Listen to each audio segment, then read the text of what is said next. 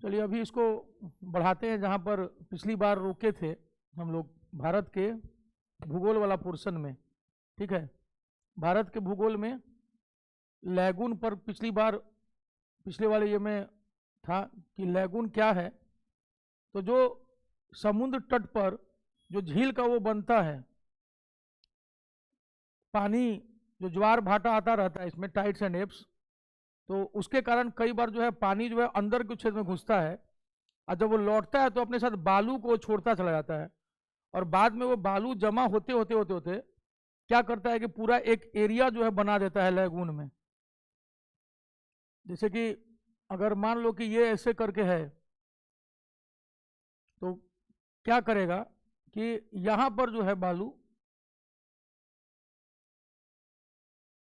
ऐसे ऐसे जमा हो जाता है, और ये क्या करता है कि इस एरिया को जो है वो पकड़ लेता है। इसी में पानी जो है भरता रहता है, वो कभी खत्म नहीं होता है, क्योंकि ज्वार भाटा के कारण जो है पानी उसमें जमा होता रहता है, और इसी को हम लोग लैगून झील बोलते हैं। इसीलिए लैगून जो लेक होता है कभी भी होगा तो साल्टी होगा, नमकीन होगा, क्योंकि उसमें समुद्र का पानी होता है, उसमें समुद्र का पानी होता है, उसी को कहते हैं लैगून। और केरला के तट पर जो लैगून झील होते हैं उनको ही क्या कहते हैं, कयाल कहते हैं। तो lagoon lakes on Malabar coast are known as kayal. ठीक, और जिन लोगों का भी रिजल्ट जो है दरोगा वाला आया है वो ठीक है, अपना मेंस में लग जाएं, क्योंकि अभी 25-26 हज़ार जो भी रिजल्ट आया होगा, हमको लगता है इतना ही आया होगा। कितना आया है? 25,000। 25,000 में 1275 का फाइनली होगा, समझ आ रहा है? तो जिनका अभी हुआ है उनमें से कितने लोग छटेंगे, अंदाजा समझ में आ रहा है? हर 25 में 24 छटेगा, हर 25 में 24 इस दौर से बाहर होगा। इसलिए बहुत ज़्यादा खुश होने की जरूरत भी अभी नहीं है। और जो लोग जॉब में हैं, हम कई दरोगा को जान रहे हैं, अभी हम पटना हाईकोर्ट असिस्टेंट का मॉक ले रहे हैं, कई उसमें बिहार पुलिस के दरोगा हैं जो छटपटा रहे हैं कि सर किसी तरह हमारा जो है पटना हाईकोर्ट असिस्टेंट में हो जाए। तो हमें क्यों भाई, अल्टीमेट सुख कहीं नहीं है, याद रखिएगा। यूपीएससी, बीपीएससी, बाहर, तो अंत में कई बार असफलताएं आपको या तो मजबूत बना देती हैं तो कमजोर बना देती हैं। फाइटिंग स्पिरिट रखिएगा, तो कोई नहीं जानता है कि जिंदगी कौन सा करवट लेगी।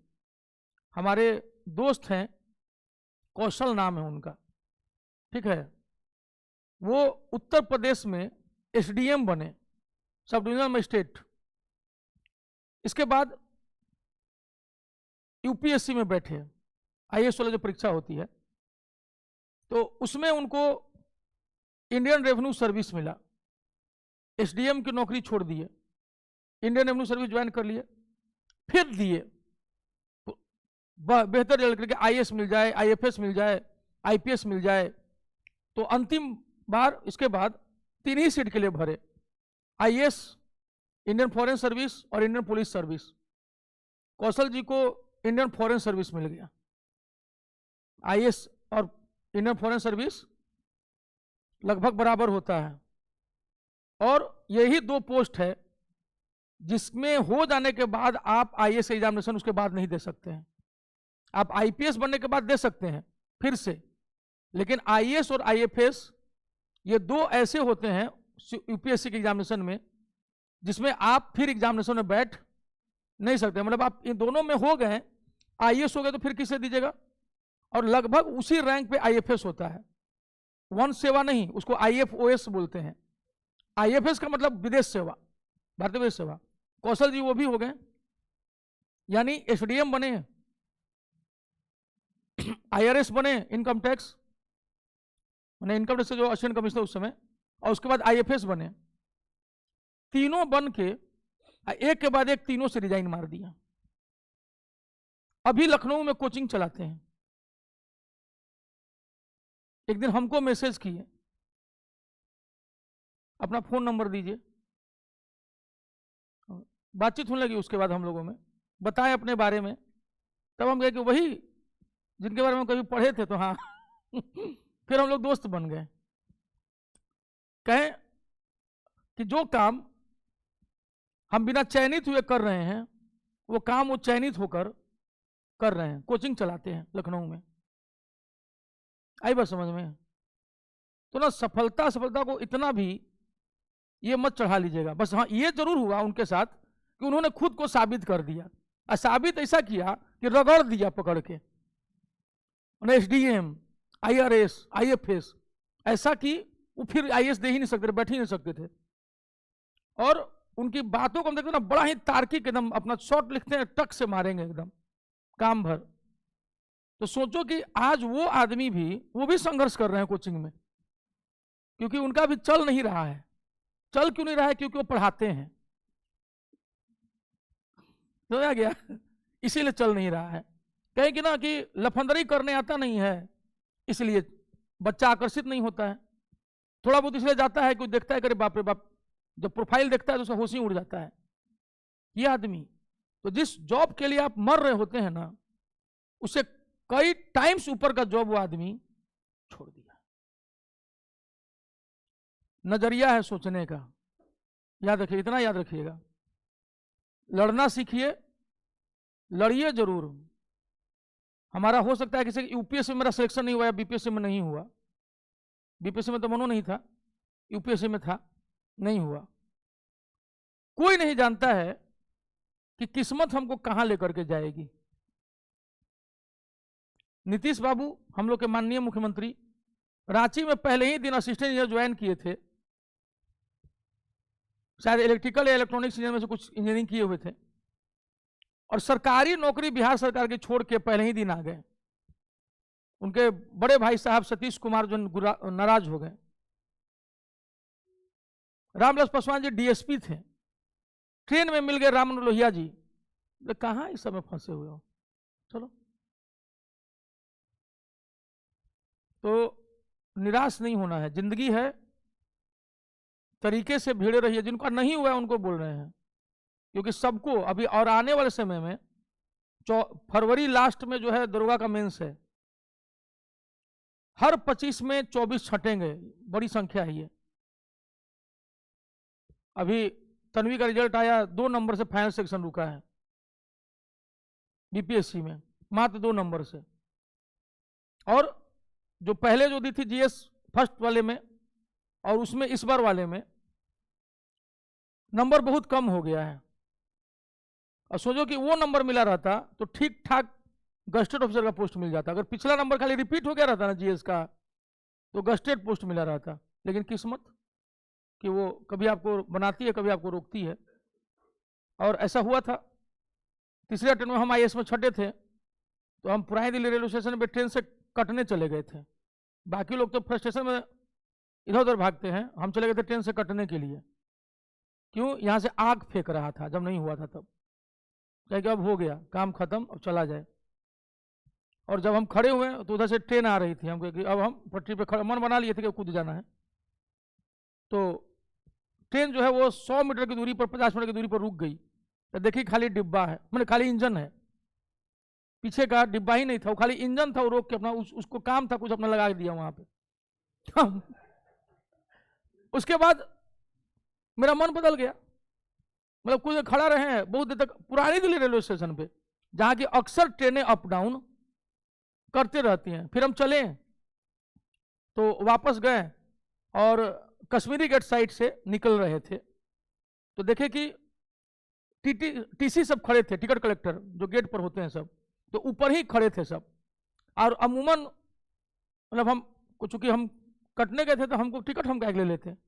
अब हम लौट रहे थे तो वो मेरा हाथ पकड़ लिया, हमसे भी थोड़ा छोटा ही हो गया, एकदम नया नया नवेला टीसी था, लेकिन हमसे लंबा था, हमको इतना याद है, गोरा सा था, लंबा था। तब पकड़ा टिकट, नहीं है, एकदम ऐसी नहीं है, नहीं है। और चूंकि वो खुद ही कम उम्र का था, तो बोला कि तो कौन सा ट्रेन अभी पकड़ने आए थे, क्योंकि अभी तो कोई ट्रेन ही नहीं आई थी। तो उसको लगा कि अभी, तो हम कहें कि मरने आए थे। तो पहले ही मेरा हाथ जो है वो वो छोड़ दिया, ऐसे पकड़े हुए था, वो हाथ ही छोड़ दिया। कहा क्यों? तो हम बताया ऐसी बात हो गई है। तो भावुक हो गया वो भी तैयारी कर रहा था, लेकिन उसका रेलवे में टीसी में हो गया था। तो कहा अरे ऐसे नहीं करते हैं, चलिए आइए। फिर हमको साथ में लेके हमको बाहर छोड़ दिया कि कोई दूसरा टीसी ना पकड़ ले। सुनने के बाद फिर उसका चुपचाप अपना बस पकड़े हम, ब्लू लाइन, उसमें ब्लू लाइन चलती थी, बाद में वो बंद हो गया था। अपना आराम से आए जहाँ रहते थे, मन को शांत किए और फिर लग गए मतलब आगे की तैयारी में। तो ऐसा ही है जीवन, याद रखिएगा, आपको लड़ना ही पड़ता है, और जो लड़ेगा कोई नहीं जानता कि उसके जीवन में क्या रखा हुआ है। ठीक है, अभी हम लोग फिल्म आई है 12th fail, Manoj Sharma ji rank लाए थे 175, उन्हीं के बैचमेट हैं रैंक 74 श्री सुभाष चंद्र दुबे। ठीक है, अभी लखनऊ आईजी हैं ट्रैफिक यातायात, हाँ, तो वो हमको बहुत मानते हैं। 2001 में वो उत्तर प्रदेश में दरोगा परीक्षा में छट गए थे और उनके गांव के आधा दर्जन बच्चों का हुआ था, यानी दरोगा fail. Manoj Sharma 12th fail और सुभाष भैया दरोगा फेल, गांव के आधा दर्जन बच्चों का हुआ था। तो बड़ी बेइज्जती वाली बात कि भाई सुभाष का नहीं हुआ और गांव में अलकर जलकर का हो गया। रोते हुए बताए हमसे कि प्रियांक, हम सुल्तानपुर जाने की बजाय, सुल्तानपुर का गिरी जिला, वहां जाने की बजाय हम दूसरे दिशा में ट्रेन पकड़ के चले गए। अप एंड डाउन का ध्यान ही नहीं रहा और दिमाग चूंकि जगह पर नहीं था तो इधर के बजाय हम उधर निकल गए। और जब और ट्रेन खिसकते गए अपना पहुंच गए, हम कि मेरा स्टेशन क्यों नहीं आ रहा है, मतलब वो सब क्यों नहीं आ रहा जो हमको अक्सर दिखता है। तो पता चला कि दूसरी दिशा में उधर चले गए हैं। फ्रस्ट्रेशन, फिर लौट करके, उसे फोन उन रहता नहीं था कि घर में बता पाए, तो लौट करके पहुंचे तो लगा कि पिताजी डांटेंगे कि तुम क्या कर दिया, बर्बाद कर दिया, मतलब तुम्हारा इसमें दरोगा में नहीं हुआ तो तुम क्या बनेगा। पिता ने कहा कि बेटा कोई नहीं जानता है कि आज तुम नहीं हुआ, कल तुम्हारे आदेश से दरोगा लोग का ट्रांसफर इधर से उधर होगा। 2005 बैच में पटना के कमिश्नर कुमार रवि को 10 रैंक आया, रैंक 10। सुभाष भैया को रैंक 74 आया, मनु महाराज को रैंक 132 आया, मनोज शर्मा 12th फेल को 125 आया, रैंक 125।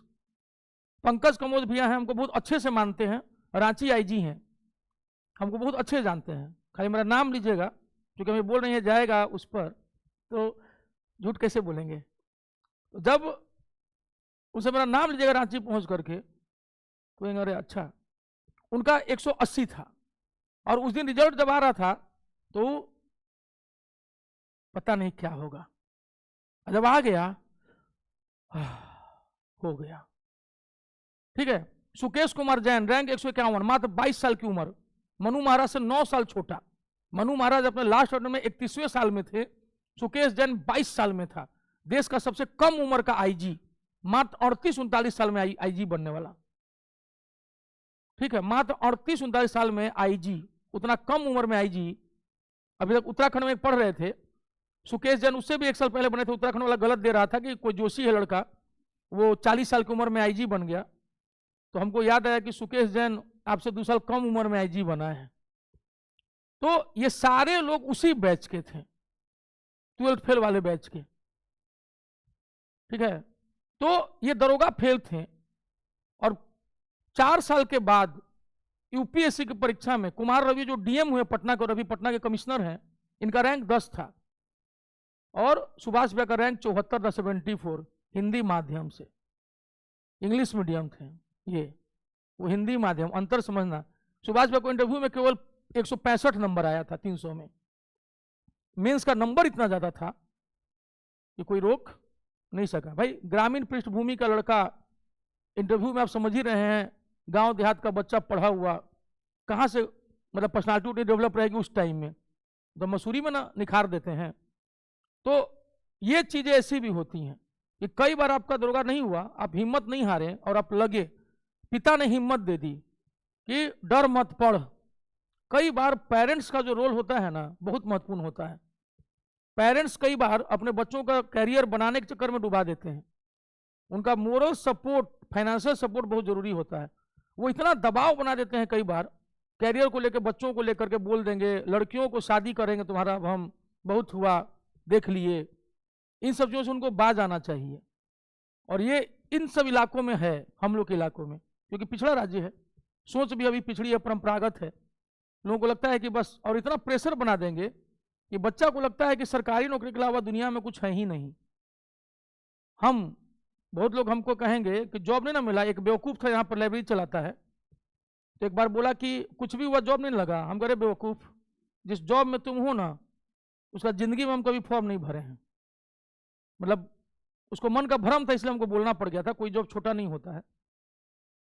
और कई लोग अपना गाल बजाएंगे कि हम फलानवा जगह सिलेक्शन हो गए, हम इसमें हो गए, हम ये हो गए, हम वो हो गए। उसका हम फॉर्म ही नहीं भरे, क्योंकि मेरा अपना एक क्राइटेरिया था कि इसके नीचे हम जाएंगे ही नहीं। तो लोगों ने कहा कि अगर नहीं होगा तब अर्श से सीधे फर्श पर चले जाओगे, हम आराम से झेल लेंगे, लेकिन हम कम पर सेटलमेंट नहीं करेंगे। मेरा अपना माइंडसेट था, ठीक है। तो इसलिए उन चीज़ों को याद रखिएगा कि जिनका नहीं हुआ है, या जब आपको लगता हो कि दरोगा बन जाएंगे तो जिंदगी की समस्याएं खत्म हो जाएंगी। एक महिला दरोगा ने हमको फ़ोन किया, रात में करीब 10 बज रहा होगा, मैसेज आया मेरे मोबाइल पर, sir I need to talk to you. हमको पता नहीं कौन है, अननोन नंबर, कि प्लीज कॉल मी या please give me a call. हम कर दिए, हम कहा बोलिए। ऑफिस का नंबर था, इसीलिए मिल गया होगा उस वाले पे, क्या बोलते हैं, एड उड पे कहीं पे होगा। तो सर मैं फलनवा थाने की दरोगा बोल रही हूँ। हाँ। हम कहें कि कौन कांड कर दिए भाई। तो हम, लेकिन फिर लगा था कि मैसेज करके कोई हमको बोला है कॉल बैक करने के लिए। सर हम यहाँ हैं, मेरा इसमें हुआ है पटना हाई कोर्ट में सर, मैं इंटरव्यू देना है सर, थोड़ा सा गाइड कर दीजिए, हम निकलना चाहते हैं यहाँ से। हमें क्यों, समझ रहा है। तो जहां जाने के लिए एकदम खुशी के मारे कुछ लोग दुखी हो रहे हैं ना, वहां से कुछ लोग निकलने के लिए परेशान हैं कि हमको निकलने दीजिए। क्योंकि जो बाहर से बहुत अच्छा लगता है ना, वो भीतर से बहुत अच्छा नहीं होता। इस चीज को याद रखना। जॉब ही लगने तक खुशी होती है। डीजीपी थे बिहार के, नाम नहीं लेंगे हम, वो हमसे बोले जब बात हो रही थी तब, क्योंकि जानते हो प्रियांक उत्तर प्रदेश के हैं, बिहार कैडर मिला था उनको, अब रिटायर कर गए। बोले कि ना एकमात्र खुशी हमको हुई थी जिस दिन मेरा आईपीएस का रिजल्ट आया था, 88 बैच, 1988 बैच, गुप्तेश्वर पांडे से 1 साल जूनियर बैच के। उनके सारे बैचमेट जो हैं अभी सीआईएसएफ, सीआरपीएफ और इस तरह की बाकी पैरामिलिट्री फोर्सेस के महानिदेशक हैं अभी 88 बैच के, देख लीजिएगा मिला के। और वो अपने पहले ही अटेम्प्ट में आईपीएस हो गए थे। और वो हमसे बोले कि सिर्फ उसी दिन खुशी हुई थी, अल्टीमेट खुशी, उसके बाद फिर कभी जिंदगी में खुशी नहीं मिली ही नहीं खुशी कभी भी। तो इस चीज को याद रखिएगा कि आपको लगता है कि वहां जाने के बाद लाइफ ये हो जाएगा, कुछ नहीं। तो सीखिएगा। हमारा देखो रहे ना यहाँ पर जैसे कि चल रहा है बहुत स्टूडेंट, जैसे बहुत सारे कोचिंग जीएस के साफ हो गए यहाँ से, इस इलाके से, ये जो नया टोला भिखना पारी वाला इलाका है, बड़े बड़े नाम जो है ना राफ साफ हो गए हैं। ये हमारी हिम्मत है कि हम यहाँ टिके हुए हैं, इसको याद रखिएगा। तो जब ईश्वर एक रास्ता बंद करता है तो क्या करता है, दूसरा रास्ता खोल देता है। फिलहाल हम लोग अब वापस आ जाते हैं, क्योंकि बहुत लोगों का मन आज दुखी होगा, बहुत लोगों का नहीं हुआ है, बहुत लोग नहीं आए हैं, जैसे दीपक हो गया और भी बहुत लोग हैं आज जिनका सबसे आश्चर्य की बात है कि कट ऑफ से ऊपर है मार्क्स, लेकिन फिर भी नहीं हुआ है। कुछ ऐसे लोगों का भी हुआ है जिनका कट ऑफ एकदम बीच बीच में था, लग रहा था कि नहीं होगा, लग ही रहा था कि नहीं होगा, लेकिन फिर भी हो गया है। तो इसलिए मेंस में लग जाइए अपना, अब जो भी है। कितना समय आज हो गया, आज जनवरी का हाँ, तो 1 महीना रह गया आपके पास, अपने हिसाब से कर लीजिए जल्दी जल्दी चीज़ों को, बेसिक चीज़ों पर काम कर लीजिए और मैथ्स और रीजनिंग कर लीजिएगा इस बार।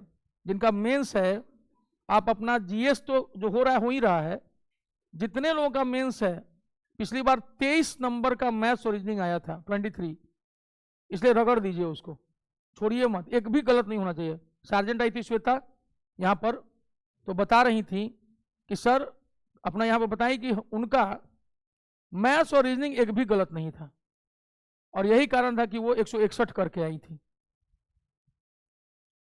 भारत में 2 द्वीप समूह है, अंडमान निकोबार द्वीप समूह, इसको मरकट आइलैंड, यानी पिछली बार बताए थे, इसको अंग्रेजी में क्या कहते हैं, एमराल्ड कहते हैं, एमराल्ड आइलैंड। ये पूछता है एग्जाम में कि भारत में एमराल्ड आइलैंड किसको कहते हैं, कई बार मरकत नहीं लिख कर क्या लिख देता है, एमराल्ड, तो इसलिए ध्यान देना। अंडमान निकोबार आइलैंड जो है, आइलैंड्स बंगाल की खाड़ी में स्थित है, इसमें करीब 247 छोटे छोटे द्वीप हैं। कई जगह देखिएगा 572 या समथिंग लिखा रहता है, असल में इतना ही है, 247 छोटे छोटे द्वीप। निकोबार में 19 द्वीप हैं। इसमें जो अंडमान नाम है वो मलय भाषा में हनुमान, मलय भाषा मलेशिया की भाषा में हनुमान है, उन्हीं के नाम पर अंडमान है, हनुमान जी के नाम पर, ठीक है। ये द्वीप वास्तव में समुद्र में डूबे हुए पर्वत के शिखर हैं, जो हम लोग देखते हैं ना बर्मा में, म्यांमार में अराकान योमा, ये उसका विस्तार है, अराकान योमा का विस्तार है। हालांकि कुछ लोग कहते हैं कि हिमालय का विस्तार है, लेकिन हम जब अपना बाकी जो लगा के देखते हैं कॉन्सेप्ट पे, तो हमको भी लगता है कि असल में अराकान योमा का विस्तार है, न कि ये हिमालय का विस्तार है। और अराकान योमा एक्सटेंड कर गया है समुद्र में, जो जो चोटियां उसकी समुद्र से भी ऊंची हैं वो आइलैंड बन गया, और जो समुद्र के नीचे होंगी वो तो अपना नीचे ही है। लैंडफॉल द्वीप अंडमान निकोबार का सबसे उत्तरी द्वीप है, लैंडफॉल। कोको चैनल, जलमार्ग को चैनल कहते हैं, कोको चैनल इसे म्यांमार के कोको द्वीप से अलग करता है, जहां चीन ने निगरानी तंत्र लगाया हुआ है। ये सब फालतू है, ये सब क्या निगरानी तंत्र लगाया। अंडमान निकोबार द्वीप समूह की राजधानी पोर्ट ब्लेयर दक्षिणी अंडमान में स्थित है, दक्षिणी अंडमान में स्थित है। अंडमान निकोबार द्वीप समूह में जैसे हम लोग बोलते हैं ना सुंदरी वन, वहां भी मैंग्रोव वन पाया जाता है। याद रखना, बंगाल के बाद जो है मैंग्रोव वन जो है सबसे ज्यादा गुजरात में है। बंगाल, पश्चिम बंगाल के बाद मैंग्रोव वन सबसे ज्यादा कहाँ है, गुजरात में।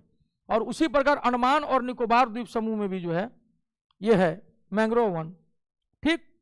यहां पर सदापर्णी माने सदाबहार वन और पर्णपाती वनों का संयोजन है। इसका मतलब अंडमान निकोबार में 3 प्रकार के वन हैं, ठीक है।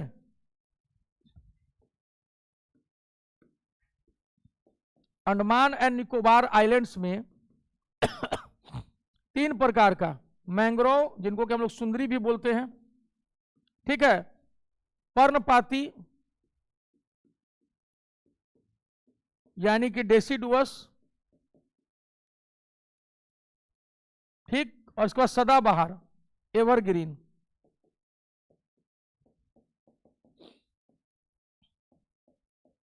एवरग्रीन ये क्या होता है, पर्णपाती। पर्णपाती वो होता है जिसमें एक जंगल में एक ही प्रकार के वृक्ष होते हैं, एक ही प्रजाति के पेड़,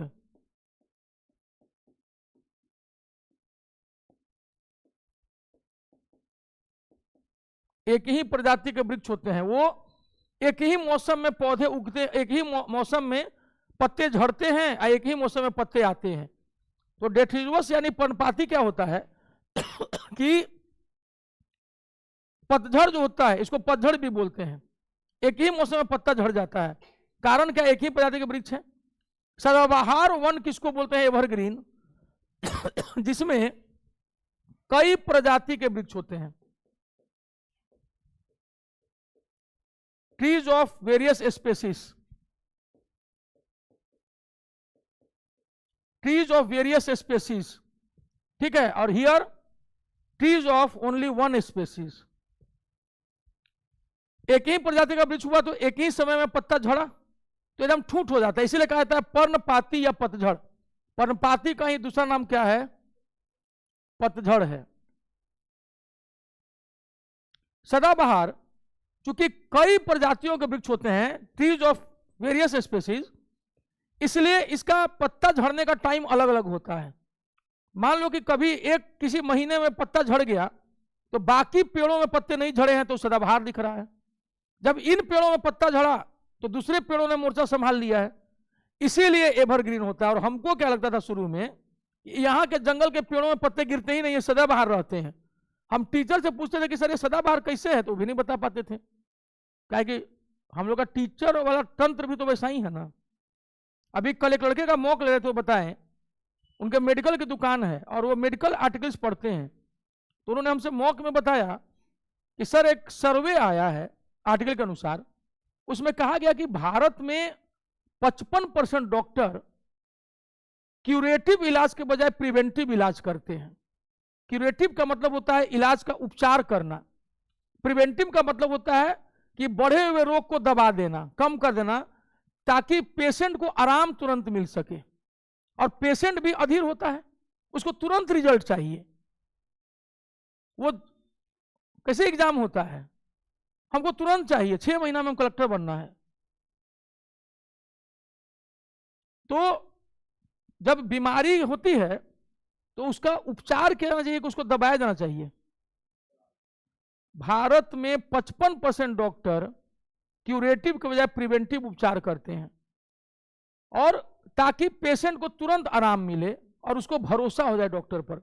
नहीं तो पेशेंट क्या करता है, डॉक्टर को छोड़ के भाग जाता है कि भाग ये अच्छा डॉक्टर नहीं है, दर्द को ठीक नहीं कर पा रहा है। और यही कारण है कि नुकसान होता है।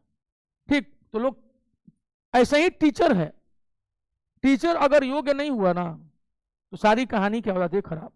वो बता नहीं पाते थे, बाद में हम सेल्फ स्टडी से जाने कि इसको सदाबहार एवरग्रीन इसलिए कहते हैं कि अगर एक मौसम में पतझड़ आया भी कुछ पेड़ में तो बाकी पेड़ उसको क्या करते हैं, जंगल को संभाल लेते। इसीलिए उस पेड़ में, उस जंगल में हमेशा जो है हरा भरा दिखेगा, कम या ज्यादा, लेकिन हरा भरा वो कभी भी बिल्कुल ठूठ नहीं दिखता है। लेकिन पतझड़ में एक ही प्रजाति के पेड़ होते हैं, इसीलिए एक ही मौसम में जब सब झड़ जाते हैं तो लगता है कि जात तरीके तो ठूठ हो गया है। उसी को कहा जाता है पर्णपाती या डेसिडुअस। अब समझ में आया ये अंतर? ये क्यों समझाएं? क्योंकि आजकल जो परीक्षा का पैटर्न हो गया है वो आपसे इसी टाइप से पूछता है कि कथन और कारण दे देगा कि पतझड़ वन एक ही मौसम में झड़ जाते हैं, कारण इसमें एक ही प्रजाति के वृक्ष होते हैं, कथन और कारण दोनों सही है। सदाबहार वनों में पत्ते झड़ते ही नहीं हैं, कारण ये वर्षा वाले इलाकों में होते हैं। तो कारण तो ठीक है, ज्यादा वर्षा वाले इलाकों में होते हैं, लेकिन जो कथन है वो गलत है। उसके सभी पेड़ों में पत्ते झड़ते हैं, लेकिन अलग अलग स्पीशीज का टाइम झड़ने का अलग अलग होता है। तो यही कॉन्सेप्ट होता है, और जो इसको समझ के पढ़ता है ना उसका कोई भी एग्जाम कभी रुकता नहीं है। और हम लोग क्या पढ़ते हैं, रट्टा मार, ठीक है। यहाँ उस टाइप की पढ़ाई नहीं होती है और ना वो मेंटलिटी है। यही कारण है कि फिर ढंग के टीचर में मात खा जाते हैं ज्यादा पढ़ाने के चक्कर में। बच्चों को चाहिए सर हमको जल्दी पढ़ाइए, हमको रिजल्ट चाहिए, प्रोफेसर नहीं बनना है। बंगाल की खाड़ी में नदियों ने, आवाज है ना जी, हाँ, बंगाल की खाड़ी में नदियों ने जलोढ़ मिट्टी के निक्षेप द्वारा, जलोढ़ का मतलब होता है अलुवियल, अलुवियल सॉइल के निक्षेप द्वारा कई द्वीपों का निर्माण कर दिया है। नदी के किनारे किनारे ज्यादा करके मिट्टी रखता है तो मिट्टी लाखों साल में, हजारों साल में, और वहां पे क्या बन गया है, आइलैंड बन गया है। हुगली के निकट 20 किलोमीटर लंबा सागर द्वीप है जिसे गंगा सागर कहते हैं। गंगा सागर, हम आईएएस का मेंस लिख रहे थे, ज्योग्राफी का पेपर था हम लोग का, उस समय आता था मैप मिलता था हम लोग को, खाली मैप इंडिया का, और क्वेश्चन पेपर पे नंबर 1 नंबर 2 करके 1 से लेकर 15 या 12 कभी कभी शहरों के नाम, इस तरह के नाम होते थे, और हम लोग को उस मैप पर लोकेट करना होता था। तो आया आईएएस वाले में एक बार मेंस में गंगा सागर, इसलिए हमको आज तक याद है। अब हमको गंगा सागर लोकेट करना था, हम पढ़े ही नहीं थे, क्योंकि शुरू से उतना पढ़े ही नहीं थे, पहला अटेम्प्ट था हमारा। अब मेंस दे रहे थे, पीटी निकल गया था, अब कोई कोचिंग नहीं। तो हम सोचते रहे गंगा सागर कहाँ हो सकता है, तो हम कहें कि जहाँ गंगा सागर में मिलती हो। हम क्या रुको, और हम गए, और जहाँ पे सुंदरवन डेल्टा बना हुआ था ऐसे करके पूरा, नहीं जो चापाकार सब बना, पंजाकारी सब बना रहता है, बस जाके पता कर उसी में वो जगह मार दिए। बाद में आके देखे थे तब वहीं बिठा था, चूंकि पेपर में इतना बड़ा पेपर रहता था, उसमें भारत में कितना रहेगा, वो इतना छोटा सा, कहीं मार दीजिएगा बड़ा सा है वो, तो वो कहीं ना कहीं लड़ तो ये लगता था सोच करके कि कई बार खोपड़िया का इस्तेमाल जो है वो आपको जगह पर पहुंचा देते हैं, वो नहीं होना अलग चीज है, लेकिन दिमाग लग जाता था कि क्यों छोड़े हम उसको, पता नहीं है लेकिन हम काहे छोड़े। हो सकता है कि वो स्थान हो जहां गंगा सागर से मिलती हो, लिखना भी रहता था, तो हम लिखे उसमें कि यह वह तीर्थ स्थल है हिंदुओं का जहां गंगा नदी आकर के बंगाल की खाड़ी में मिल जाती है। अच्छा, बाद में कहते एकदम लड़ गया। आज तक हमको ये चीज अंदर से खुशी देता है कि भले ही सफल नहीं हुए अंतिम रूप से, लेकिन कई चीजें जो हैं वो अपने आप को संतुष्टि दिया कि सोचे और हो गया। यहाँ न्यूमुर नामक द्वीप का निर्माण हाल ही में हुआ है। न्यूमुर द्वीप जो वहां पर उठ गया है भूगर्भिक हलचल के कारण, और इसको लेकर के लड़ रहे थे सब। तो ये भारत और बांग्लादेश के बीच में जो एक कारण था। अब फिर कुछ समय से जो है न्यूमुर द्वीप फिर धंस गया, अब लड़ाई फिर समाप्त हो गई है। ये ठीक वैसी लड़ाई है जैसे कि बलिया और बक्सर के किसानों में लड़ाई होती है, बलिया और बक्सर के बीच में, कि जो दियर के कारण जो है कभी पानी इधर और कभी पानी उधर। अंडमान निकोबार का सबसे ऊपरी द्वीप लैंडफॉल द्वीप है, जहां कौन सी जनजाति रहती है, याद रखिएगा, कारी, ठीक है, सरकारी नहीं कारी, और न तरकारी, ठीक है, कारी लैंडफॉल द्वीप। ये पूछ सकता है, ये सब नया नया क्वेश्चन है, आ सकता है। कारी जनजाति। सुंदरवन जो गंगा का डेल्टा और दुनिया का सबसे बड़ा डेल्टा है, में मैंग्रोव वन पाए जाते हैं, सुंदरी वृक्ष, इसको हम लोग सुंदरी पेड़ भी कहते हैं। ये नमकीन पानी में उगता है, ठीक, और जल्दी खराब नहीं होता, इसलिए इसका नाव बनाया जाता है, इसलिए इसे लकड़ी का क्या बनाते हैं, नाव। विश्व का सबसे बड़ा ज्ञात नदी द्वीप क्या है, माजुली, असम में स्थित है, जिसे ब्रह्मपुत्रा नदी की दोनों शाखाएं मिलकर बनाती हैं। अंडमान निकोबार द्वीप समूह की सबसे ऊंची पर्वत चोटी क्या है, सैडल पीक, 738 मीटर उत्तरी अंडमान में है, नॉर्थ अंडमान में, ठीक है। और हाँ, जिन लोगों का दरोगा में नहीं हुआ है, संभवतः 18-29 भी आने वाला है। तो अपने चीजों पर, जैसे हम देख रहे थे कि हजारों बच्चों का रिजल्ट इसलिए रुका है कि वो इंग्लिश और हिंदी अनुच्छेद नहीं लिखे हैं, तो नहीं लिखना रहता है इंग्लिश और हिंदी में। कई लोग सोचो उसमें 11,000 से ऊपर का दिख रहे हैं कि रिजल्ट रुका हुआ है। कई अपना रोल नंबर में जो है रजिस्ट्रेशन नंबर, रजिस्ट्रेशन में रोल नंबर कुछ इस टाइप का कर दिए हैं, तो वो भी लिखा हुआ है। 38 लोग कदाचार में पकड़े गए हैं, मात्र 38 लोग। ये थोड़ा सा हमको हाँ तो ठीक है, मात्र 38 लोग। कदाचार का मतलब था भ्रष्टाचार, चोरी करते हुए।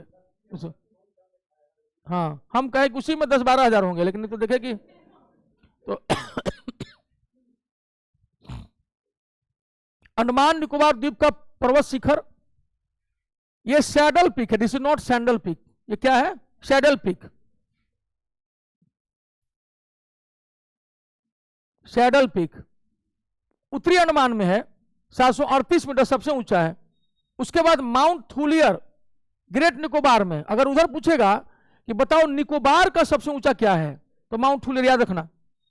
आपको अंडमान में ही सैडल पीक लगाना है, निकोबार अगर पूछ दिया तो हमको क्या लगाना है, माउंट थूलियर, ठीक है, माउंट थूलियर, थूलियर, माउंट थूलियर, ठीक है, THULLIER, माउंट थूलियर। मध्य अंडमान में सबसे ऊंची चोटी माउंट डियोवाली, ठीक। दक्षिणी अंडमान में बस माउंट क्वेबो। अब माउंट हैरियट क्यों दे दिया है, क्योंकि यह नेशनल पार्क है। सैडल पीक भी नेशनल पार्क है, सैडल पीक भी नेशनल पार्क है, माउंट हैरियट भी नेशनल पार्क है, ठीक। मध्य प्रदेश के बाद सबसे ज्यादा नेशनल पार्क है वन्य जो अभयारण्य अंडमान निकोबार में है, अंडमान निकोबार में है। अंडमान का मतलब हनुमान, निकोबार का मतलब लैंड ऑफ नेकेड पीपल्स, यानी कि नग्न लोगों की भूमि, नग्न लोगों की भूमि है। यहां पर 4 ऐसे हैं आदिवासी जिनके द्वीपों पर आपका जाना प्रोहिबिटेड है, ठीक है। सेंट्रलीज हैं, फिर उसके बाद ओंगे हैं, ठीक है, फिर जारवा, ठीक है, वो है, और एक अंडमानीज। इन सब के द्वीपों पर आपको जाना मना है। जब सुनामी आई थी, कौन साल 2004, तो लगा कि सब बह गए होंगे सुनामी में, क्योंकि तमिलनाडु के तट से 10,000 लोग बह गए थे सुनामी में। तमिलनाडु के तट से 10,000 लोग बह गए थे। जब तक भागते तब तक लहर उनको खींच के, क्योंकि 30-40 किलोमीटर अंदर तक लहरें घुस गई थी और सबको खींच के लेके चली गई वापस। 10,000 लोगों को, 10,000 लोग तो सरकारी आंकड़ा है, मानते हैं कि 50,000 लोग गए होंगे, कम से कम बहे होंगे।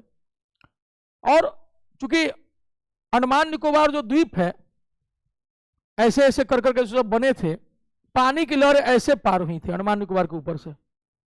माना गया उन द्वीपों से जिसपे वो सब रहते थे आदिवासी, चूंकि उनकी संख्या 300-400 के आसपास है, 400 भी नहीं, उससे कम ही है, कुछ 70 हैं, कुछ 100 हैं, कुछ 150 ऐसी हैं। और ये 60,000 साल पहले अफ्रीका से आए थे इधर। निकोबार वाले हैं मंगोलायड नस्ल के, निकोबार वाले। अंडमान वाले जो हैं वो निग्रोइड नस्ल के हैं, निग्रो हैं। और जो भारत की धरती पर रहने वाले जनजातियां हैं वो प्रोटो ऑस्ट्रेलाइड हैं। जो हम लोग झारखंड में देखते हैं, उड़ीसा में देखते हैं, छत्तीसगढ़ में देखते हैं, दे आर प्रोटो ऑस्ट्रेलाइड। लेकिन जो अंडमान में देखते हैं वो निग्रो हैं, और जो निकोबार में वो मंगोलायड है, नॉर्थ ईस्ट वालों की तरह। याद रखना, ये भी पूछता है। और जब माना गया कि ये जो निग्रो मूल के, ये जारवा, अंडमानी, सेंटनलीज और होंगे, इस सब बह गए होंगे, बचा कोई नहीं होगा। भारत सरकार को बड़ा दुख हुआ, लेकिन हुआ कि एक बार पुष्टि तो कर ली जाए। क्या वहां सीसीटीवी कैमरा लगा हुआ है भारत सरकार का, ताकि कोई जाए नहीं। केवल नेशनल कोस्टल गार्ड्स के जवान जाते हैं, और वो हेलीकॉप्टर से ऊपर से खाने का चीज गिरा करके किनारे पर और चुपचाप चले जाते हैं।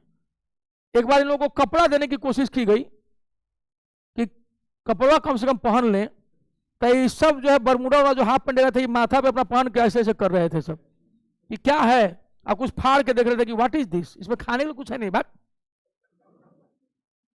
तो खाने का चाहिए तो उसको, ये अपना काम से अपना ये करते हैं। बाकी को तीर धनुष लिए रहते हैं, कोई आए तो मार देंगे।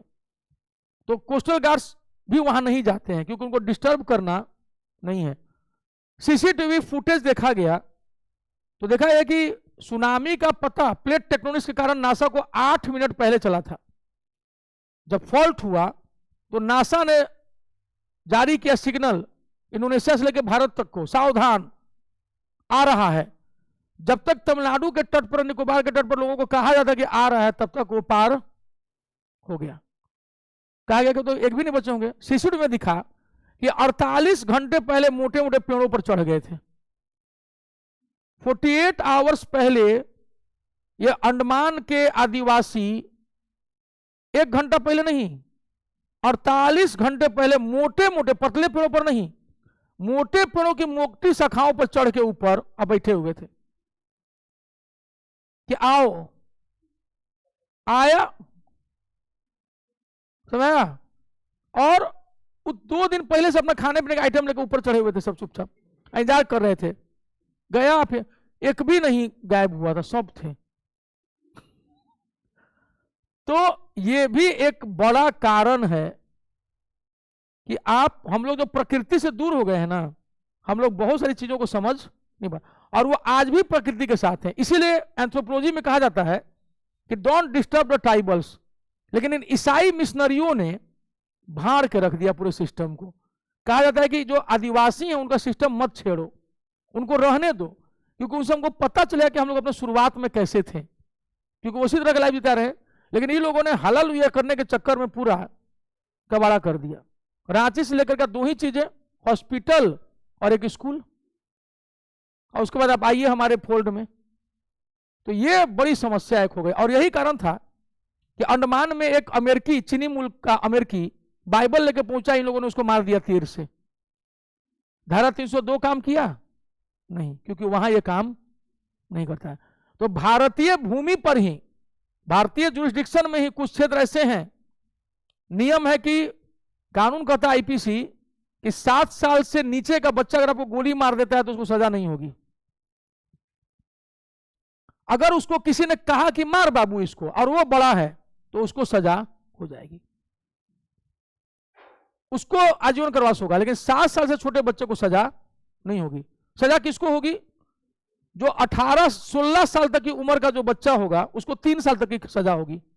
3 साल गोली मारने के बाद भी 16 साल से नीचे का बच्चा अगर आपको गोली मार देता है तो उसको मैक्सिमम सजा होगी 3 साल। याद रखना, ये कानून है। पहले 18 साल था, निर्भया कांड के बाद मोहम्मद अफरोज के कारण उसको घटा करके उसको कर दिया गया 16 साल।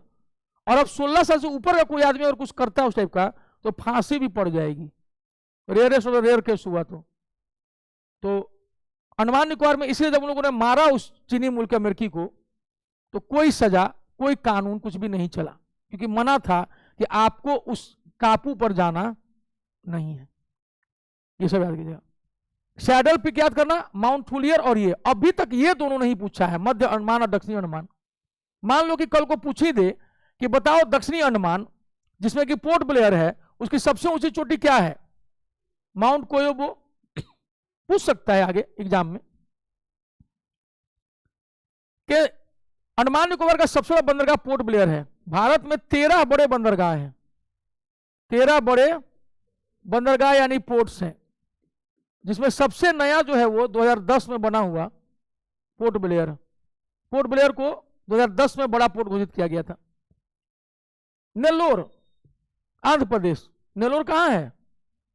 आंध्र प्रदेश के निकट श्रीहरिकोटा परवाल से निर्मित द्वीप है। इसको हिमालय का विस्तार या अरकान योमा का विस्तार मत समझ लीजिएगा। It is not extension of अरकान योमा। ये भले ही इधर है, लक्षद्वीप तो कोरल निर्मित है ही, इधर है, लेकिन ये भी परवाल निर्मित है, कोरल। ठीक है, it is a coral island. इसको कर लेना, इसको कोरल आइलैंड कहते हैं। कोरल होता है मूंगा, समुद्री जीव। इट्स एन ओशनिक ऑर्गेनिज्म, मूंगा कहते हैं इसको हिंदी में, या परवाल भी। परवाल का मतलब दीवार है, मूंगे की दीवार को परवाल कहते हैं। तो कोरल रीफ, परवाल का मतलब ऐसे रीफ होता है, कोरल रीफ। रीफ का मतलब दीवार, और कोरल को कहते हैं मूंगा। ठीक है, तो कोरल जो है वो जीव है जिसको हम लोग हिंदी में क्या कहते हैं? मूंगा। और जो रीफ है ये भित्ति है, भित्ति का मतलब क्या होता है? दीवार, कोरल रीफ। तो कोरल जो है इसका जो खोल होता है ना, ये कैल्शियम कार्बोनेट होता है। कैल्शियम क्या? Ca2CO3, ठीक है ना। तो कैल्शियम कार्बोनेट का खोल होता है शंख की तरह, और जो मेन ऑर्गेनिज्म है वो मर जाता है, खोलवा रह जाता है। इसके खोल के ऊपर में उसका बच्चा घर बनाते हैं, फिर वो मर जाते हैं, फिर उसके बच्चे, और खोल के ऊपर जो है बनता चला जाता है ये। और यही क्या बन जाता है, और ये समुद्र से 3 मीटर मैक्सिमम ऊंचा जा सकता है, 3 मीटर बस। श्रीहरिकोटा परवाल भित्ति से बना हुआ, ठीक है, परवाल। तो ये हो गया आपको रीफ, कोरल मने मूंगा। तो कोरल रीफ आइलैंड या कोरल आइलैंड सिंपल बोल जाता है, मूंगा द्वीप। तो मूंगा जीव है, और उसके जो कैल्शियम कार्बोनेट हुआ वो हुआ भित्ति यानी दीवार। ठीक है, और बाद में इसके बच्चे इसी के ऊपर घर बनाते जाते हैं और वो ऊपर जाता है, और वो वहीं तो उसे खाना मिलता है जहां तक सूरज की रोशनी पहुंचती है, 600 मीटर तक। और उसके वहां तक के लिए जरूरी है कि उसके लिए एक चबूतरा बना रहे। अब या तो कोई पहाड़ ऊपर तक वहां रहे जहां तक सूरज की रोशनी पड़ रही है, वहां से ऊपर वो अपने पहुंच जाएगा, या कोई चबूतरा निकला हुआ समुद्र तट के किनारे, वहां पे जम के वो बन जाएगा और वो द्वीप दिखेगा हम लोग को। तो लक्षद्वीप जो है हम लोग का वो सब कोरल रीफ ही है। ठीक, लक्षद्वीप पर काम करिएगा इस बार, क्योंकि फेमस हो रहा है। लोग कहते हैं कि करंट अफेयर्स नहीं आता है, हम भी पहले बोलते हैं हमेशा कि करंट अफेयर्स से निर्माण करता है कि परंपरागत कौन से सवाल पूछे जाएंगे। इसलिए दरोगा परीक्षा में शामिल लोगों को हम बोल दे रहे हैं कि मणिपुर और लक्षद्वीप पर विशेष ध्यान दीजिएगा। ज्योग्राफी में मणिपुर, कल कौन पहाड़ी बताए थे मणिपुर में? कौन था? लेमा टोला, लेमा टोला। ठीक है, लेमा टोला याद रखिएगा, मणिपुर हिल मणिपुर में है। और लक्षद्वीप पर काम कर लीजिएगा कि इसके हवाई अड्डा को अगाती कहते हैं, अगाती हवाई अड्डा। ठीक, वहां पर जो चिड़िया पक्षी का वन्य जो अभयारण्य पक्षी विहार है उसको क्या कहते हैं बताइए चंदन? लक्षद्वीप में जो पक्षी विहार है उसको क्या कहते हैं? इधर सलीम पक्षी विहार, सब जगह सलीम में रहेंगे, कुछ और भी लोग रहते हैं। ठीक है, ये पिट्टी पिट्टी पिट्टी बर्ड सेंचुरी, पिट्टी। हम लोग ऐसे तो ऐसे ही याद रहता है, मतलब दिमाग में जोर देने की जरूरत नहीं पड़ता है। अच्छा पूछे हुए हैं, हमको नहीं पता है, हम मतलब सच्चाई है कि हम बहुत ज्यादा देख नहीं पाते हैं। ये इधर ऐसे रहता है, जहां सोचते हैं ना बस खट सुहाना शुरू होता है, एक एक करके खट खट खट खट खट कंटिन्यू पढ़ाते हैं। जब नहीं पढ़ाते थे ना, जब पहला बार आईएएस के पीटी में उतरे थे तो कोई नहीं पढ़ाया था हमको, उस समय लोग ये बात नहीं बोलते थे और उस समय इसे ज्यादा जानते थे। अब तो हमको सोच के पूछना पड़ता है कि क्या कहते हैं जी, जैसे नहीं हुआ कि वो लेमा टोला, तो हमको पूछना पड़ा क्योंकि हमको खुदे नहीं याद आ रहा था। और अगर वो उस समय की चीज होती, जब हम पहली बार यूपीएससी का पीटी निकाले थे, तो ई लाइन करने की जरूरत नहीं पड़ती कि आप लगातार पढ़ा रहे इसलिए आपको याद पड़ता है, उस समय आपको भक से मुंह उड़ जाता। अब तो मेमोरी लॉस हो रहा है। उस समय तो कहीं से पूछने पर टन से दिमाग काम करता था। ठीक है, इसलिए वो कहना, आप अभी भी कोई नया चीज एकदम दे दीजिए, ठीक है, 20 पेज का, 2 घंटा आप रखे 2 घंटा हम रखते हैं, अब फिर उस क्वेश्चन हम लोग से पूछा जाए दोनों से, तो आपका वो भ्रम भी टूट जाएगा कि लगातार पढ़ा रहे हैं इसलिए आपको याद रहता है। हम मॉक लेते हैं हाईकोर्ट का, उसमें naval architecture, marine engineer, mechanical engineer, और हम एक बार जो खड़खड़ा करके जो है अपना मॉक लेते समय ही हम खोलते हैं अपना वो मोबाइल फोन और टक टक टक टक देखते चले जाते हैं, उसके बाद खड़ा होगा उसमें पूछना, और शुरू खाली क्वेश्चन नहीं, हम देख लेते हैं कि उसका आंसर भी क्या है। हम कहो व्हाट इज दिस, तो sir this is this this is this is, हम कहो you are wrong, this is not this, this is this. कहाँ से इतना जान रहा है यार नेवल आर्किटेक्चर में, और चूंकि वो हम तेजी से देख गए और उतने में हम उसका सार निकाल लिया कि इसका हमको क्वेश्चन कैसे पूछना है, तो जैसे मूर्ख बनाने की कोशिश करता है तो हमें don't try to B full मी, वो दोनों हाथ खड़ा, अब पसीना ठंडुओं में गिरना शुरू होता है, तो वहां तो हाईकोर्ट के ऑनरेबल जजेस रहेंगे, तो यहाँ तो हम ही हैं, तब सटका देते हैं। तो ये चीजें होती है कि आप लर्न कितना तेजी से कर रहे हैं उस चीजों को चढ़ करके, ठीक है, उसके लिए हाई लेवल का कंसंट्रेशन चाहिए। पुलिकट झील इसी द्वीप द्वारा समुद्र से विलग है, श्रीहरिकोटा पुलिकट। 85 से 86% आंध्र प्रदेश में पुलिकट का, और 14 से 15% इसका तमिलनाडु में है। यह भारतीय अंतरिक्ष अनुसंधान संस्थान का उपग्रह प्रक्षेपण केंद्र है, उपग्रह को फेंका जाता है। और जो विल्लर द्वीप है, डॉक्टर एपीजे अब्दुल कलाम, वहां से मिसाइल, वहां से भारतीय सेना का काम होता है, वहां से मिसाइल लॉन्च किया जाता है और यहां से उपग्रह लॉन्च किया जाता है। प्रमुख जल अंतराल 8 डिग्री चैनल, देख लीजिए, अब की बार आ सकता है। मालदीव और लक्षद्वीप का जो southern part mini coy, 9 degree channel, Kavaratti और निकॉय, जैसे मालदीव्स, मिनी कॉय, कावारत्ती, तो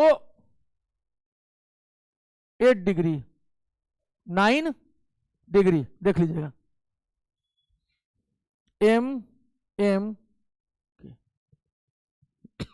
डिग्री बढ़ता जाएगा, यहां पर 0 डिग्री इक्वेटर, 1 2 3 4 5 6 7 8, कन्याकुमारी जो है 8 डिग्री 4 मिनट पर है।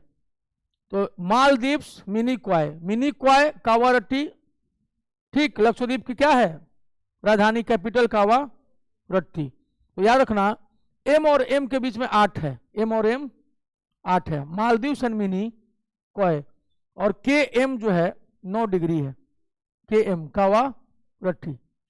10 डिग्री चैनल उधर के ले जाएंगे हम लोग। छोटा अनुमान, लिटिल अनुमान, इन्हें तो ऐसा लग रहा है कि छोटा शकील, छोटा राजन और छोटा अंडमान, ठीक है, तो छोटा हनुमान, लिटिल अनुमान, लिटिल कार निकोबार, इसके मध्य, यानी अगर ये देगा तो अंडमान और निकोबार के बीच में कितना डिग्री है? 10 डिग्री। अंडमान और निकोबार के बीच में क्या है? 10 डिग्री। 8 और 9 इधर लेके आएंगे लक्षद्वीप की तरफ, ठीक है, 10 उधर। ग्रैंड चैनल सुमात्रा और निकोबार के मध्य। सुमात्रा हिंदी वाला नाम है, जैसे कैसे है सिंहपुर, सिंगापुर। सिंहपुर जो है वो चोलों का दिया नाम था, चोल राजाओं ने वहां शासन किया सिंहपुर पर, सिंहपुर को बसाया। आज आप देखिएगा सिंगापुर के राष्ट्रपतियों के नाम, प्राइम मिनिस्टर्स के नाम और प्रेसिडेंट्स के नाम, तो उसमें आपको कई मिल जाएंगे, स्वामीनाथन, उन्नी कृष्णन, अयंगर। तो आप कहेंगे सिंगापुर में कहां से बे? तो पता चलेगा कि ये सब चोल इंपैक्ट है। चोलों ने ऐसे ही बंगाल की खाड़ी को अपना झील नहीं बना रखा था, वहां पहुंचा दिए थे। और यही कारण है कि इंडोनेशिया में हिंदू रिलीजन था, और आज भी वहां की एयरलाइंस को गरुड़ एयरलाइंस कहते हैं, गरुड़। और आज भी वहां के एक नोट पर गणेश जी का चित्र है, क्योंकि उन्होंने कहा कि हमने अपना मजहब बदला है, अपना कल्चर नहीं। ठीक, कल्चर उनको इंपोर्ट किया हुआ सऊदी अरब से नहीं चाहिए। जिस देश में वो रह रहे हैं कल्चर वहीं का, धर्म मजहब जिसको आपको फॉलो करे, जिसको आपको अच्छा लगता है फॉलो कीजिए, ठीक है। सुमात्रा और निकोबार, इसी यही कारण है कि इंडोनेशिया में एक आइलैंड है हिंदू बहुल, जिसको हम लोग बाली के नाम से जानते हैं, सुग्रीव का भाई बाली, बाली। इसे देखना, ये सब नाम सुमात्रा, बाली, और सुना होगा सुमेरु पर्वत, जिसको कहते हैं कि पृथ्वी के रीढ़ की हड्डी। माना जाता है कि या तो वो सुमेरु जो है अपना हिमालय, या सुमात्रा, ठीक है, सुमेरु। सुमात्रा और अपना निकोबार के बीच, जैसे ये निकोबार और सुमात्रा, इसके बीच में क्या है? ग्रैंड चैनल है, ग्रैंड चैनल। पाक स्टेट, पाक स्टेट में PALK, this is not Pakistan state, पाक एल साइलेंट होता है। कैसे जो है जो टॉक पाउडर PLC होता है, इसी तरह ये पाक स्टेट, पाक स्टेट तमिलनाडु और श्रीलंका के मध्य है। पाक ऊपर है, बीच में धनुषकोडी वाला वो है जो राम सेतु, और नीचे में जो है मन्नार की खाड़ी। तो गल्फ ऑफ मन्नार नीचे, और ऊपर में पाक स्टेट, ऊपर में पाक स्टेट, तो वो ध्यान देना। डंकन पास, डुंकन नहीं होता है, डंकन पास है, DUNCAN, Duncan. South Andaman and little Andaman, ठीक है, यहां से ऊपर जाएंगे हम लोग, तो ये क्या हुआ? लिटिल अंडमान, ठीक है, ये हो गया अपना कार निकोबार 10 डिग्री, और इसके ऊपर में जो है यहां साउथ अंडमान, जहां पर राजधानी क्या है? Port Blair. पोर्ट ब्लेयर किस में है? साउथ में। तो क्या देता है यहां पर? This is Duncan, Duncan pass. तो इसमें याद रखना 8, 9, 10, 11 डंकन, ठीक है, 10 और ऊपर डंकन, तो वहां 10 और डंकन है, और यहां पर 8 और, तो लक्षद्वीप के साइड में हमारा मालदीव के साइड 8, 9, और उधर 10 Duncan, 10 Duncan. Coco strait, Coco द्वीप म्यांमार और उत्तरी अंडमान के मध्य, उत्तरी अंडमान जहां पर नारकोंडम द्वीप है, नारकोंडम आइलैंड है जहां पे पास में। पाक की खाड़ी तमिलनाडु श्रीलंका में, दोबारा आ गया। मन्नार खाड़ी दक्षिण पूर्व तमिलनाडु नीचे का और श्रीलंका के मध्य। ये कैसे है? जब आप नीचे देखिएगा, यहां पे श्रीलंका है, ठीक, और ये ऐसे ऐसे धनुष कोडी वो बना हुआ है राम सेतु। ऊपर में है पाक स्टेट, और नीचे है गल्फ ऑफ मन्नार। ऊपर P है, नीचे मन्नार है, PM। पाक ऊपर और मन्नार नीचे, ऐसे याद रखिएगा, ठीक है। ये गल्फ ऑफ मन्नार है। तो चूंकि तमिलनाडु श्रीलंका, इधर भी तमिलनाडु श्रीलंका, इसीलिए यहां पर तमिलनाडु श्रीलंका, और ये दक्षिण पूर्व तमिलनाडु और श्रीलंका के मध्य। लक्षद्वीप सागर लक्षद्वीप और मलाबार तट के मध्य है। लक्षद्वीप सागर, यहां पर ये सब लक्षद्वीप है, इसको कहा जाता है लक्षद्वीप सागर। ये मालाबार तट, प्रोनाउंस करते हैं इसको माबार, एल साइलेंट होता है, लेकिन हम लोग को आदत हो गई इसलिए मालाबार बोल देते हैं, otherwise it is pronounced as Mabar coast. ठीक है, तो माबार और इधर लक्षद्वीप के बीच में लक्षद्वीप सी है। सेतु समुद्र परियोजना मन्नार की खाड़ी को पाक खाड़ी से जोड़ती है। अगर हम लोग इससे बीच में तोड़ दें और जहाजों को आने जाने दें तो ये दोनों जो यहां से घूम के जो भारतीय जहाज ऐसे जाते हैं श्रीलंका से, वो सीधे यहां से जाएंगे, लेकिन इसको तोड़ने नहीं दिया जा रहा है कि राम सेतु है, तोड़ोगे कैसे। इसी वाले हलफनामे में कपिल सिब्बल जी थे जो कांग्रेस वाले, वो कहते राम नाम का कोई चरित्र ही नहीं है, तो इसको तोड़ने में क्या दिक्कत है। और अब वो लोग छटपटा रहे हैं कि निमंत्रण नहीं मिला। जब इस नाम का कोई चरित्र ही नहीं है तो आप काहे छटपटा रहे हैं, आराम से रहिए घर में। क्या उनको पता है कि खेल तो हो गया। ठीक है, व्हीलर द्वीप देखो आ गया। ओडिशा के तट पर ब्राह्मणी नदी, याद रखना, भूलिएगा नहीं। यह पूछ सकता है कि एपीजे अब्दुल कलाम द्वीप किस नदी के मुहाने पर है। ठीक है, व्हीलर द्वीप is now known by the name of our beloved ex president doctor APJ Abdul Kalam साहब। ठीक है, अबुल पाकिर जैनुल आबेदीन एपी जे। तो एक बार लड़का आया था ये मॉक में, तो बोला कि हमें कि who is your ideal person, तो बोला कि sir mister APJ Abdul Kalam. हम कहे tell me the full form of APJ Abdul Kalam. बस सारा आइडल जो है हमको तो बचपने से के आर नारायणन, किरोचिल रामन नारायणन, पीवी नरसिम्हा, पामुला प्रति वेंकटा नरसिम्हा राव, ऐसे ही है सब। मतलब एकदम टन टन है। मतलब वो हमको ये सब नहीं करना पड़ता है कि हमको याद करना पड़ेगा, याद ही है तो लगता है कि साथ ही जाएगा। मतलब ये सब जीवन का अंतिम दिन में कोई पूछेगा हमसे what is the full name of that particular person, उस दिन में बता देंगे। जैसे हमारे नाना थे, तो एक बार हमारी बहन से पूछे कि भैया हम लोग बोलो तो जूठा को क्या कहते हैं। जूठा, जो भोजन नहीं जूठा हो जाता है, जूठा नहीं जूठा। तो अब हम कहें जूठा को क्या कहते हैं यार, इधर कस के पूछ दी। और सब लोग थे थोड़ा खराब टाइप का लग गया कि इंग्लिश स्कूल में पढ़ता है वो नहीं पता है। मेरे नाना श्री आए हुए थे, उधर से एक आवाज आई स्टेल, STALE। स्टेल का मतलब होता है जूठा। जो आदमी बिहार बोर्ड के टॉपर रहे थे मेरे नाना, NDA खड़गवासला, तब समझ में आया कि नाना जो है वो नाना ही होते हैं।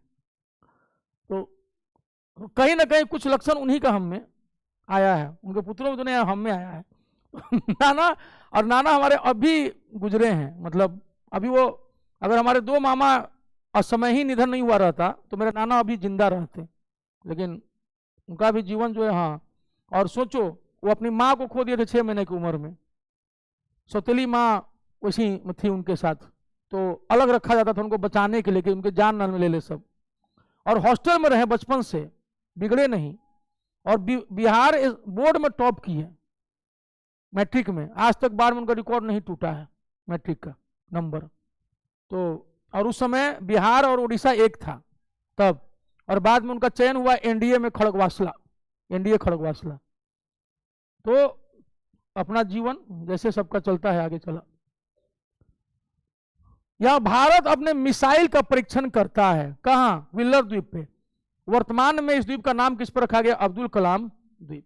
हालांकि नाना का जब वहां से हुआ तो उनके जो बाबा थे वो उनको जब 1971 में बांग्लादेश के साथ युद्ध हुआ शुरू हुआ था तो ट्रेनिंग उसमें थे वहीं खड़गवासला में ही, और उनको जबरन जो है वो लेकर के आ गए थे कि चलो तुम्हारी दादी की तबीयत खराब है।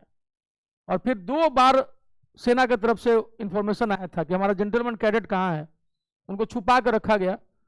फिर वो BN कॉलेज में उनका नाम लिखाया, बिहार नेशनल कॉलेज में, और उसका फिर बिहार कंबाइंड में टॉप कर गए। उसके बाद फिर पढ़े, इंजीनियर हुए, और यही गांधी मैदान में उनको नौकरी लगी सिंचाई विभाग में। तो कहाँ यही कहना कि जो परंपरागत लोग होते हैं उन लोगों को लगता है कि अपनी माँ का तो इकलौता था कि कहीं युद्ध में मारा न जाए, वीर गति को प्राप्त न हो जाए, इसीलिए लोग वो करने नहीं दिए।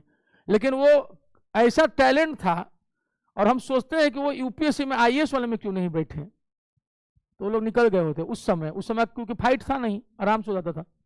और वो 7वीं 8वीं क्लास से ABCD सीखना शुरू किए थे, और सोचो अंग्रेजी का लेवल कैसा था। पम्बन द्वीप मन्नार की खाड़ी में स्थित है। पम्बन आइलैंड यह भारत और श्रीलंका के बीच है, जिसको आदम सेतु या राम सेतु का भाग है। इसे रामेश्वरम द्वीप के नाम से जाना जाता है। याद रखिएगा, रामेश्वरम को हम लोग पम्बन के नाम से भी जानते हैं, ये याद रख लेना, पूछ देता है एग्जाम में। पम्बन आइलैंड, रामेश्वरम आइलैंड, ये दोनों एक ही है। एग्जाम में पूछ देगा कि बताओ इसमें से पम्बन क्या है, दे देगा रामेश्वरम, धनुषकोडी, मन्नार, इनमें से कोई नहीं, फंस जाइएगा, उसमें लगा दीजिएगा रामेश्वरम, पम्बन। भारत में बैरन, ठीक है, और नारकोंडम नामक 2 प्रसिद्ध ज्वालामुखी द्वीप हैं। बैरन द्वीप निकोबार द्वीप समूह में एक सक्रिय ज्वालामुखी है, जबकि नारकोंडम क्या है, सुशुभ, दोनों ही ऊपर है। ये अंडमान निकोबार द्वीप, केवल निकोबार लिख करके फंसा रहा है। बैरन जो है वो, और नारकोंडम, तो नारकोंडम जो है वो नॉर्थ अंडमान के पास है। नारकोंडम कहाँ है, नॉर्थ अंडमान के पास, और जो बैरन है वो मिडिल अंडमान, बीच में, समझ आया। ये निकोबार जो है, ये इसको पूरा लिखना चाहिए था, नहीं तो बच्चों को क्या लगेगा कि अंडमान में नहीं निकोबार में होगा। दोनों ही कहाँ हैं, अंडमान में। और north Andaman, N for north Andaman, N for Narcondam, B for Barren, B for beach वाला, मिडिल, ठीक है। लक्षद्वीप द्वीप समूह अरब सागर में स्थित है। इसमें कुल कितने द्वीप हैं, केवल 11 द्वीपों पर ही आबादी है। आबादी भी कितनी है, 60,000 से भी कम। यहां की आबादी में 97% मुस्लिम्स हैं, यानी यूटी चाहे स्टेट, परसेंटेज वाइज सबसे ज्यादा मुस्लिम कहां है, लक्षद्वीप में। और ये लगभग जो है शेड्यूल्ड ट्राइब है, ये लगभग शेड्यूल्ड ट्राइब हैं। अरबों का एक जत्था यहां पहुंचा था, उसी में एक मुस्लिम संत थे, उन्होंने यहाँ के आदिवासियों को जो है इस्लाम के बारे में बताया, कबूल करवा दिया, सब मुस्लिम बन गए। तो ये पहला इंस्टांस है जब आदिवासी मुस्लिम बने हैं, ठीक, नहीं तो अमूमन आदिवासी इस्लाम स्वीकार यहाँ पे भारत में नहीं किए हैं। तो ये, और कहा जाएगा कि परसेंटेज में वो कौन सा राज्य यूटी है जहां सबसे ज्यादा मुस्लिम है, तो लक्षद्वीप है, याद रखना। बहुत लोग गलती में जम्मू कश्मीर मार देते थे, नहीं, लक्षद्वीप 97% आबादी मुस्लिम है, और उतने ही लगभग शेड्यूल्ड ट्राइब है, लगभग सारे के सारे, ठीक है। आंड्रोट लक्षद्वीप का सबसे बड़ा द्वीप है, ठीक है। आंड्रोट, स्पेलिंग याद रखिएगा, ये आंड्रोट है, आंड्रोट, ये आंड्रोट है, this is Androth, not आंड्रेट, Androth. Lakshadweep का सबसे बड़ा द्वीप है, जिसका एरिया 4.90 स्क्वायर किलोमीटर है। मिनी क्वाय जो मालदीव के पास है, सेकेंड लार्जेस्ट आइलैंड है यहाँ पे, 4.80 स्क्वायर किलोमीटर। देखो ये पिटली नहीं, पिट्टी है, ठीक है ना, इसको पिट्टी कर लीजिए, तो ये पिट्टी होगा इसका, तब सही होगा। ये दिस इज पिट्टी, पिटली लिख दिया बात। जहां मनुष्य का निवास नहीं है वहां एक पक्षी अभयारण्य है, ये पिट्टी है। नहीं, लोग ये करते हैं पिट्टी करेंगे, पिट्टी छोटा बच्चा को, तो हाँ, तो ये पिट्टी पक्षी विहार, बर्ड सेंचुरी है। This is not Pitli, this is Pitti. अब सोचो हम लोग को याद है, तो पिटली नहीं है, पिट्टी है, हम बोल रहे हैं, ठीक है। इसके लिखने से नहीं होगा, लूसन के होगा, हमको जहां तक याद है हम पिट्टी बता रहे हैं। अगाती लक्षद्वीप समूह का एकमात्र द्वीप है जहां हवाई अड्डा है, अगाती, ठीक है।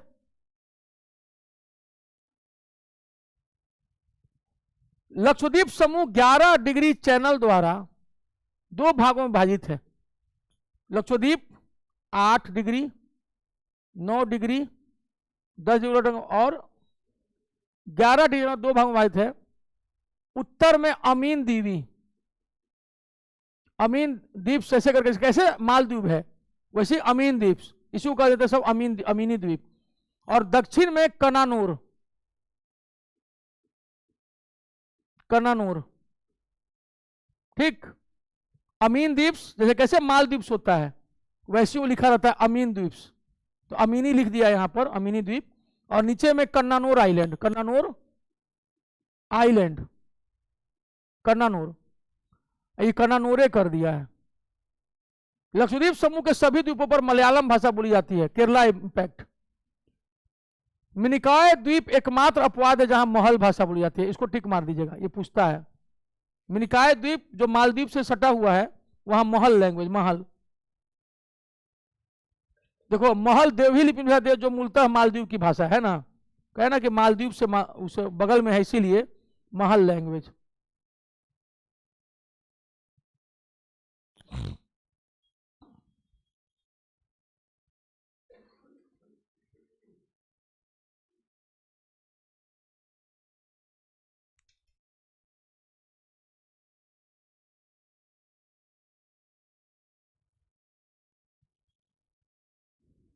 भारत के परवाल भित्ति क्षेत्र, मन्नार की खाड़ी, कच्छ की खाड़ी गुजरात में, अंडमान और निकोबार द्वीप समूह और लक्षद्वीप समेत है। सबसे ज्यादा लक्षद्वीप, लक्षद्वीप एटॉल प्रवाल द्वीप है, एटॉल प्रवाल भित्ति का एक काइंड होता है एटॉल, इसको घोड़े की नाल के रूप में कहते हैं, अभी थोड़ा सा समझा देंगे एटॉल, ठीक है। एटॉल के स्पेलिंग ये है, atoll, atoll island, a kind of coral island ही है। तथा शेष सभी तटीय प्रवाल भित्ति हैं, कोस्टल, ठीक है, इसको बैरियर रीफ बोलते हैं। बाकी लक्षद्वीप एटॉल क्यों है, क्योंकि ये समुद्र के बीच में है, अब बाकी सब जो है वो समुद्र तट के बगल बगल में है। मन्नार की खाड़ी समुद्र तट के बगल में है, चेन्नई, कच्छ की खाड़ी समुद्र तट के बगल में है, अंडमान निकोबार जो है वो उठी हुई चोटियां हैं, और जो लक्षद्वीप है वो परवाल द्वीप है। परवाल द्वीप कैसे होता है ये बता देंगे अभी, इसको घोड़े के नाल से बोलते हैं, तुलना करते हैं परवाल द्वीप को, सॉरी एटॉल को। परवाल भित्तियों का निर्माण सागरीय जीव मूंगा देखो के अवशेषों से, रिमेन्स के समेकन और संयोजन द्वारा होता है, ठीक है। इसका जो है एक जगह जो स्टोर हो जाता है और इसका कोऑर्डिनेशन आपस में उससे होता है। मूंगा उष्णकटिबंधीय महासागरों में पाए जाते हैं। मूंगा जो है ये ट्रॉपिकल गर्मी वाले क्षेत्र में टेम्परेचर 24 डिग्री 27 डिग्री सेल्सियस, या कहीं कहीं 23 भी लिखा रहता है, कहीं कहीं 20, यानी सागर जो है गर्म होना चाहिए, इसीलिए मूंगा कोरल रीफ जो है ठंडे सागरों में पाया नहीं जाता है। और ये चूने पर निर्वाह करते हैं, वही कैल्शियम कार्बोनेट तो बताए थे। इसमें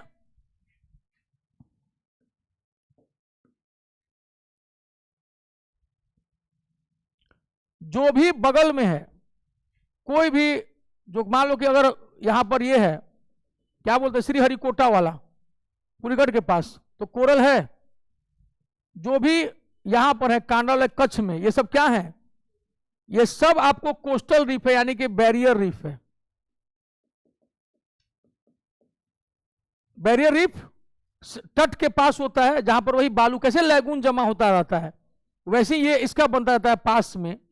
कैसे होता है कि मान लो कि यहीं पर ये भूमि जो है थोड़ा सा आगे निकली हुई हो, लेकिन जमीन इसमें दबी हुई हो, क्योंकि सूरज की रोशनी पहुंच रही है, इसलिए प्लैंकटन बनता जाता है, जो मछली वाला खाना और इसका भी खाना को प्लैंकटन ही कहते हैं।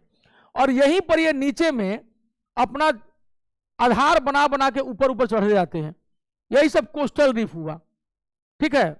लेकिन एटॉल क्या होता है, वो घोड़े के नाल जैसा होता है। मान लो कि यहां पर कोई उठी हुई पहाड़ी हो, नीचे हो, लेकिन समुद्र के पानी के नीचे हो, तो उसको एक चबूतरा मिल गया। यहां तो किनारे मिला ना चबूतरा पानी के नीचे, लेकिन यहां पर जल के नीचे ही चबूतरा उतने डिस्टेंस तक मिल गया जहां पर सूरज की रोशनी पहुंच रही है। बस वहां पर प्लैंकटन बनना क्या हो गया शुरू, और इनको बैठने के लिए वो कुर्सी मिल गया जहां तक सूरज की रोशनी आ रही है, क्योंकि ये बहते हुए पानी में टिक नहीं पाते, इनको स्थिरता चाहिए कोरल्स को। तो ये जो है लक्षद्वीप वाला जो 36 द्वीप है, इनको नीचे में यहां भी उठी उठी चोटियां हैं, ऐसा नहीं कि नहीं है, लेकिन वो सब पानी के नीचे हैं, अंडमान निकोबार वाली सब क्या हो गई हैं, बाहर निकल गई हैं, तो वो बाहर निकली हुई चोटियों पर है, ठीक है। लेकिन ये क्या है, पानी के नीचे, और इनका आधार बन गया नीचे। अब इसी पर ही अंडा देते देते देते देते जो है समुद्र के ऊपर आ गई हैं, ठीक। और चूंकि ये समुद्र से दूर दूर है, ठीक है, इसलिए ये ऐसा लगता है कि घोड़ा का खूर जैसा है, इसीलिए इनको क्या कहा जाता है, एटॉल। तो एटॉल रीफ जो होता है वो उसकी दीवार बनती है समुद्र के बीच में, और जो बैरियर रीफ होता है वो बनता है कोस्ट के बगल में, इसी को कहते हैं तटीय प्रवाल भित्ति, अवरोधक प्रवाल भित्ति, अवरोधक बैरियर। और जो घोड़े के नाल जैसा रहता है वो होता है बीच के समुद्र में। तो लक्षद्वीप इसीलिए बैरियर रीफ का उदाहरण नहीं है कोस्टल रीफ का, वो एटॉल का उदाहरण है। एटॉल जो देखने में घोड़ा के नाल जैसा लगता है, ठीक है, घोड़ा का, समझ में आया, उसीलिए उसको एटॉल कहते हैं, ठीक। तो एटॉल जब भी होगा वो तट से दूर होगा, इसीलिए लक्षद्वीप क्या है, अगर पूछ दे कि बताओ लक्षद्वीप ठीक है भैया कोरल है, लेकिन कोरल का कौन सा प्रकार है, तो एटॉल टाइप है, क्योंकि वो समुद्र के बीच में है, समझ आया। तो इतना चीज, ठीक है। फिर चूंकि आज दरोगा का रिजल्ट आया था तो कुछ लोग आज नहीं आए हैं क्लास में, और वो फोन पर इतना रो रहे थे कुछ लोग कि हमारा अपने जो है थोड़ा सा एक डिस्टर्ब हो जाता है आदमी खुद भी, क्योंकि कई लोगों का लगता है कि होना चाहिए था और नहीं आया। अब कुछ लोगों का हुआ है तो अब ऐसा है कि उन लोगों की खुशी भी शरीक नहीं कर पा रहे, ऐसा नहीं तो अब तक हम क्या करते थे कि व्हाट्सएप स्टेटस लगाना शुरू कर देते थे, तो कम से कम 10 का तो मैसेज है, कुछ जो है वो फोन करके बताए हैं या आ करके कि सर हो गया है। अब जिनका नहीं हुआ है, अब बड़ा अजीब लगता है, जब वो स्टेटस देखेंगे तो और 2 घंटा रोएंगे उसके बाद, तो हमको ये भी हो जाता है कि हम प्रचार भी नहीं कर पाते हैं, लगता है कि दुखा। कुछ लोग ऐसे होते हैं, नहीं सर अभी मत बताइएगा, सर जब फाइनल हो जाएगा तब बताइएगा, उनको लगता है कि टोटका करेंगे तो मेरे साथ हो जाएगा, अब बाद में मुंह लटका के बैठ जाते हैं, ठीक है। ऐसा होता तो कसाई के सरापने से रोज गाय मरती।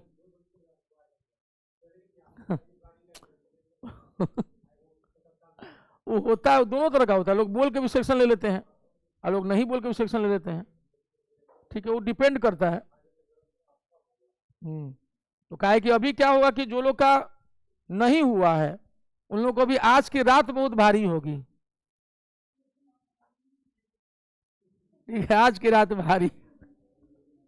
जिनका नहीं हुआ उनको संभालना मुश्किल होता है, वो छटपटा रहे होंगे, हमको समझ में आता है कि कैसा लगता है नहीं होने पर, क्या चंदन, नहीं होने पर कैसा लगता है। तो वो नहीं होने पर ना यहाँ पर ना आग फेंकता है और लगता है ना कि हम कहाँ भाग जाएं, मतलब एकदम दुनिया का कोई भी आदमी उस समय कुछ भी दिलासा दे, वो मन वो कुछ भी खाने के लिए देगा, चल ना खिलाते हैं आज तुमको ये वो, नहीं कुछ नहीं, हमको छोड़ दो, हमको शांत रहने दो। आज जब रिजल्ट हुआ रहता है तो देखिए खुशी। लेकिन अभी अगले महीने अंतिम लड़ाई बाकी है उनके लिए, क्योंकि उसमें से भी 25 में से 24 छटेंगे, इसलिए बहुत खुश होने की जरूरत, गंभीर होकर लग जाना है। जिनका नहीं हुआ है उनके लिए हमसे बड़ा उदाहरण कौन होगा।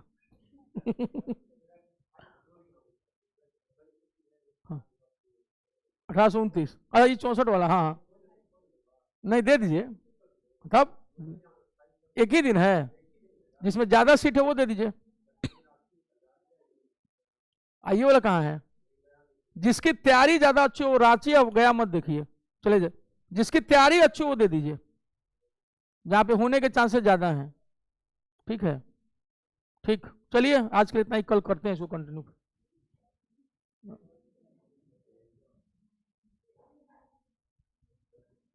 किसका डेयरी सोना, कहाँ दिया है डेयरी में।